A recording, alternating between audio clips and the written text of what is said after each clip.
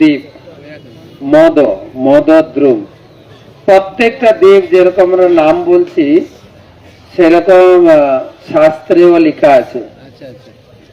অন্তর্দ্বীপের নাম লোকে ডাকে আতাপুরা, গদ্রুম দ্বীপ নাম ডাকে লোকে গাদি গাছা, মধ্যদ্বীপ মাঝদিয়া, কলদ্বীপকে ডাকে লোকে, দেখুন আস্তে আস্তে দেখেছেন, কোলের গঞ্জ। তারপরে আমরা দেখছি ঋতুদ্বীপ, রাতুপুরা। অন্তর্দ্বীপটা ছিল না, এটা আতাপুর, এটা হচ্ছে রাতুপুরা। তারপরে আমরা জন্মদ্বীপে, জন্মদ্বীপের নাম হয়েছে আস্তে আস্তে আস্তে দেখেননি, জামনগর, জাহ্নবী নগর থেকে জামনগর। আর এখন আমরা আছি মদদ্রুম দ্বীপ, লোকাল লোক এটাকে জানে মামগাছি, মামগাছি। তো সেই নামগুলো এখন আছে, একটু উচ্চারণের আগে পিছিয়ে হয়েছে। তো মদদ্রুম দ্বীপ, এখানে আমরা এসে বসেছি, পবিত্র জায়গা।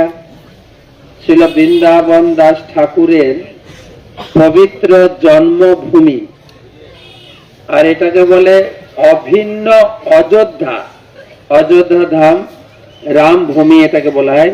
সেই জন্য স্টেজে দেখেন আছেন, স্টেজে আছেন, জয় শ্রীরাম বলেন, জয় শ্রীরাম, জয় শ্রীরাম। তো রামভূমি। আর এখানে আমাদের আজকে ব্রেকফাস্টের আগে পর্যন্ত এখানে আমরা বসবো, কথা হবে।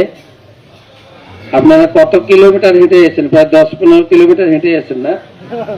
2 কিলোমিটার হেঁটে এসেছেন। আজকে সবথেকে কম রাস্তা। এই কথার পরে আমরা 9টা 9:30টার দিকে বেরোবো এখান থেকে। এটা প্রসাদ আসা পর্যন্ত কাটাতে হবে। তো এইটা হচ্ছে সব থেকে দূর প্রসাদ নিয়ে আসা। এমনি ঘাট থেকে দেখবেন মায়াপুর দেখা যাচ্ছে, কিন্তু প্রসাদটা অনেক ঘুরে ঘুরে ঘুরে ঘুরে এখানে আসতে হয়, সময় লাগে। তো আমরা চিন্তা করছি আপনাদের সহযোগিতা হলে প্রত্যেকটি ক্যাম্পে আমাদের ভবিষ্যতে একদম গরম গরম রান্না করে খাওয়াবো। গরু মারদের সেই পরিকল্পনা রয়েছে, একদম গরম গরম পাকোড়া। আমাদের বাংলাদেশের লোক পকোড়া বলে না, পাকোড়া, পাকোড়া ভেজে খাওয়াবো। এখন তো প্রসাদ আসছে, রান্না হচ্ছে মায়াপুরে। কখন রান্না হয় জানেন? রাত্রি 2টায়, রাত্রি 2টায় রান্না হয়। রান্না শেষ হয় 2টায়, চালু হয় 6টার ভিতরে রান্না কমপ্লিট করতে হবে। 3000 লোকের রান্না আমাদের এই দুটো গ্রুপ, এই 3500 লোকের রান্না কমপ্লিট করে 6টা থেকে লোডিং হবে, 1 ঘন্টার আগে 7টা। আর ঘুরে ঘুরে আস্তে আস্তে এখানে বেজে যায় 8টা 9টা বেজে যায়। রাস্তায় বড় বড় স্পিড ব্রেকার, বাম্পার আছে। রান্নার টেস্ট হয় একরকম, আর সারা রাস্তা ঝাঁকানি খেতে খেতে খেতে খেতে এখানে হয়ে যায় আরেকটা টেস্ট। আপনারা খেয়ে বুঝতে পারছেন। তো সেই জন্য আমাদের গুরুমাজেরও পরিকল্পনা আছে, প্রত্যেকটা জায়গায় যেখানে আমরা থাকছি সেখানে আমাদের রাঁধুনি সেট থাকবে, গরম গরম রান্না করে। ভালো হবে না? আর এই ক্যাম্পে মা কি বলে, কাপড়ের ঘরে না রেখে আমাদের প্ল্যান হচ্ছে প্রত্যেকটি ক্যাম্প সাইডে আমাদের 300 করে রুম বানানো হবে। ঠিক আছে? তাহলে আর সকালবেলা লাইন দিতে হবে না। ঠিক আছে? আর চেষ্টা চলছে অনেকটা উন্নতি, যে সব জায়গাগুলো আমাদের কেনা হয়ে গেছে প্রায়। এবারে জায়গাগুলো ডেভেলপ করার জন্য আমাদের সকলের সাহায্য লাগবে। পরিক্রমাকারী ভক্তরা রাত্রে আরাম করে থাকবেন, তাই না? তো এইখানে আসবেন আমাদের পরম পূজ্য শ্রীশ্রীমদ ভক্তি স্যার গোবিন্দানন্দ স্বামী মহারাজ এখানে উপস্থিত হবেন। আমরা অপেক্ষায় আছি। তারপরে আমাদের হবু মহারাজ কোথায়? কমলাপতি মহারাজ আছেন না নেই? গড়াগড়ি করে আসছেন ওখানে। তো কমলাপতি প্রভু থাকবেন। আমরা এখানে শুরু করি। সময় এসে গেছে প্রায়, না তুমি এসে গেছো? সবাই একটু এগিয়ে গিয়ে বসবেন, পিছনে অনেক লোক আসছেন, সবাই একটু একটু একটু একটু চেপে বসে। তো আমরা শুরু করছি কথা। মদদ্রুম দ্বীপ। মদ মানে আনন্দ, দ্রুম মানে গাছ। প্রথম দিন বলেছি গোদ্রুম, গাই বড় গাছের নিচে তপস্যা করেছিলেন। দ্রুম মানে গাছ, আরেকবার মদ মানে আনন্দ, দ্রুম মানে গাছ। এটা বিশাল বটবৃক্ষ ছিল। ত্রেতা যুগে ভগবান রামচন্দ্র তিনি সেই 14 বছর বনবাস কাল তিনি ভ্রমণ করতে করতে করতে করতে এই জায়গায় এসে উপস্থিত হন। তিনজন, ভগবান রামচন্দ্র, লক্ষ্মণ আর সীতা দেবী। বিশাল বটবৃক্ষের নিচে তিনি বসে মদ প্রকাশ করেছিলেন। মদ মানে আনন্দ প্রকাশ করেছিলেন, যার জন্য এই দ্বীপের নাম হলো মদদ্রুম দ্বীপ। মা সীতা জিজ্ঞাসা করছেন, প্রভু আপনার এত আনন্দের উৎসটা কি? এত আনন্দ কেন? তখন প্রভু রামচন্দ্র তিনি বললেন, দূরে দেখো গাই বাছুর চড়ছে। আমাদের এখন ত্রেতা যুগে রামলীলার অভিনয় চলছে। এর সামনের অবতার আমাদের যেতে হবে বৃন্দাবনে। আর আমাদের বৃন্দাবন লীলায় মেন পরিপাটি হচ্ছে গাই চড়ানো, গাই বাছুর চড়ানো। তাই মনে পড়ে গেল, সেই জন্য আনন্দ। এই জায়গায় সেই ঘটনা হয়েছিল। ভগবান রাম, আমাদের গুরু মহারাজ বলেন এটা হচ্ছে রাম ভূমি। ভগবান রাম, লক্ষ্মণ ও সীতা দেবীর চরণ স্পর্শে প্রত্যেকটা ধুলি অভিষিক্ত। প্রত্যেক ধুলি যদি আপনার গায়ে লাগে, ভগবান রামচন্দ্রের চরণ স্পর্শ হবে। ওখানে কেউ একজন ভলেন্টিয়ার থাকবে, ওইদিকে মাতাজির জন্য কেউ না বসে। মাতাজি এদিকে, মাতাজি আমার বাঁ দিকে, কেউ যারা ভলেন্টিয়ার আছেন গেটে বসবেন না, গেটে ভিড় হবে। আচ্ছা, কোন জায়গায় বলছিলাম, হারিয়ে গেলাম। রাম। কিন্তু শুধু তাই না, ভগবান রামচন্দ্র বলছেন যেই জায়গায় দাঁড়িয়ে আছি এই জায়গা হচ্ছেন নবদ্বীপ। কোন যুগে কথা হচ্ছে? ত্রেতা যুগে। এটা নবদ্বীপ। দাপর যুগে তো আমরা বৃন্দাবনে আসব, কিন্তু কলি যুগে আমাদের এখানে আসতে হবে। আমি আসবো নিমাই গৌরাঙ্গ রূপে, তোমাকেও নিয়ে আসবো। তুমি আসবে বিষ্ণু প্রিয়া রূপে। এই অবতারে যেরকম জনক নন্দিনী রূপে তোমাকে স্বয়ম্বর সভাতে জিতে নিয়েছি, কলিযুগে জিতে হারের কোনো থাকবে না, লাভ ম্যারেজ থাকবে। তো ওয়ার্স হবে, ঠিক আছে? তো কার্ড ছাপিয়ে, হল বুকিং করে, বাদ্যি বাজনা বাজিয়ে তোমাকে আমি বিয়ে করব। এই অবতারে যেরকম বিয়ে হয়েছে, তোমাকে আমি বিয়ে করব। কিন্তু বিয়ে করার কিছুদিন পরে তোমাকে ত্যাগ করে, সন্ন্যাস গ্রহণ করে আমি পুরী চলে যাব। মা সীতা সঙ্গে সঙ্গে প্রশ্ন করছেন, যদি সন্ন্যাস গ্রহণ করার প্রি প্ল্যান থাকে, আগে থেকে যদি পরিকল্পনা থাকে, তো বিয়ে করার দরকারটা কি? প্রশ্নটা ঠিক আছে তো? না, একদম ঠিক আছে। মাতা যেটা বলছে একদম। তখন ভগবান রামচন্দ্র বললেন,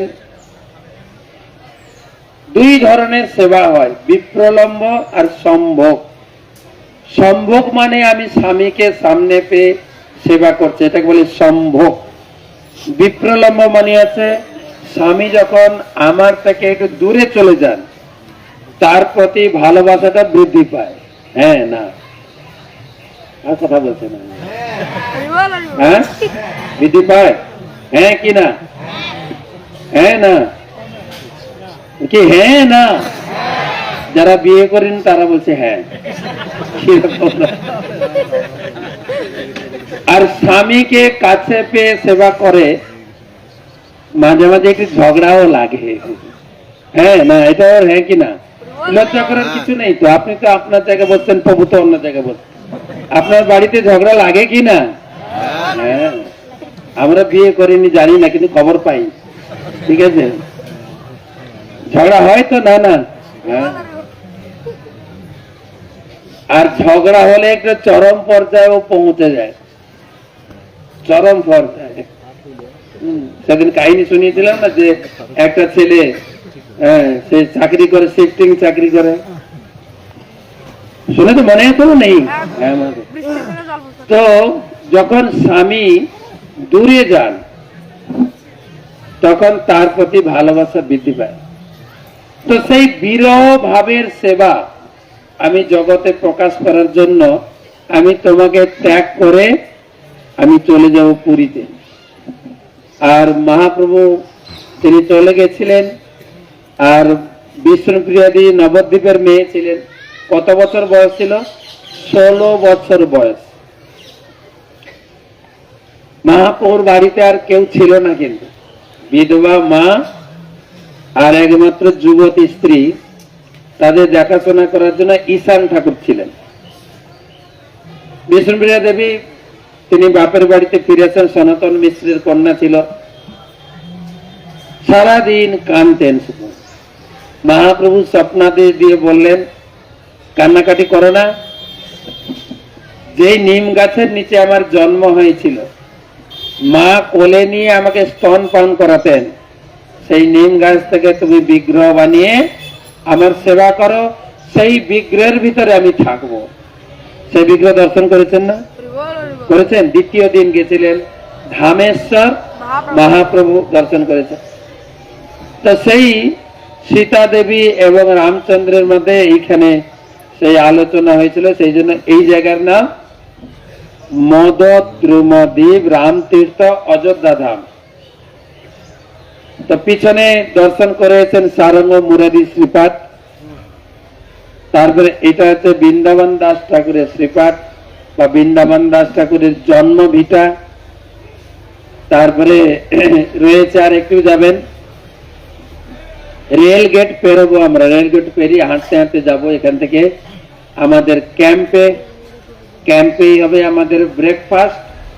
ব্রেকফাস্ট খেয়ে বেডিং নিয়ে ঘরে ঢুকে যাবেন। ব্রেকফাস্টের পরে আজকে একদম হাঁটাবো না আপনাদের, মাইরি বলছে হাঁটাবো না, ঘরে গিয়ে বিশ্রাম করবেন।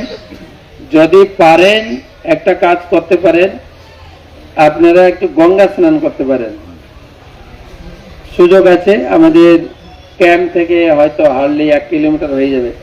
গঙ্গা আগে ক্যাম্পের কাছে ছিল, পরপর গঙ্গা সরে গেছেন অনেক। তবে এটা গঙ্গা নয়, এটা হচ্ছে যমুনা। আপনারা জানেন, কালকে হয়তো কথা শুনেছেন, গঙ্গা গঙ্গোত্রীতে, যমুনা যমুনাতে উত্তরণ হয়ে ত্রিবেণীতে মিলিত হলেন গঙ্গা যমুনা সরস্বতী। সরস্বতী অভিশপ্ত হয়েছিলেন ব্যাসদেবের দ্বারা। সরস্বতীকে এই জগতে আর পাওয়া যায় না, অন্তঃসলীলা হয়ে গেছে। আর গঙ্গা যমুনা দুই নদী একসঙ্গে প্রবাহিত হচ্ছেন। তাই এই দুটো নদী, পশ্চিমে আছে গঙ্গা, আমরা আছি পশ্চিম পাড়ে, পশ্চিমে যমুনা বহে, চৈতন্য চরিতামৃতের কথা, পশ্চিমে যমুনা বহে, পূবে গঙ্গাধার, পশ্চিম পাড়ে যমুনা। তাই এই পারে যদি আপনি স্নান করেন, স্নান হবে যমুনা। গঙ্গাতে 100 বার ডুবলে যা ফল পাবেন, যমুনায় 1 বার ডুবলে তা ফল। তো 10টার পর থেকে ফ্রি আছে, দুপুরে প্রসাদ পাওয়া পর্যন্ত। এই যাওয়ার পথে যখন রেল গেট পেরোবেন, এই রেল স্টেশনের নাম হচ্ছে ভান্ডার টিকুরি। ভান্ডার টিকুরি, ভান্ডার টিকুরি মানে হচ্ছে বৃন্দাবনে ভান্ডির বন। এখানে বৃন্দাবনে ভান্ডির বন নাম শুনেছেন? কিসের জন্য বিখ্যাত? হ্যাঁ, রাধা কৃষ্ণের বিবাহ হয়েছিল ওখানে, এখনো বিবাহ হল আছে ওখানে, আপনি বুকিং করতে পারেন ওখানে। আপনি বলবেন আমার বিয়ে হয়ে গেছে, আমি কি করবো? প্রতি বছর তো লোকে বিয়ে করছে, বিবাহ আমার সে কি করছে, একবার বিয়ে করে সন্তুষ্ট হচ্ছে না লোকে। তো এটা হচ্ছে সেই ভান্ডির বন, ভান্ডার টিকুরি। তারপরে অর্কটিলা, যেতে যেতে মহৎপুর, বৈকুণ্ঠপুর, এই জায়গাগুলো আসবে। তবে বসার এই মাত্র জায়গা, এখান থেকে আমরা আর কোথাও বসবো না, একদম ক্যাম্পে গিয়ে প্রসাদ পেয়ে রেস্ট।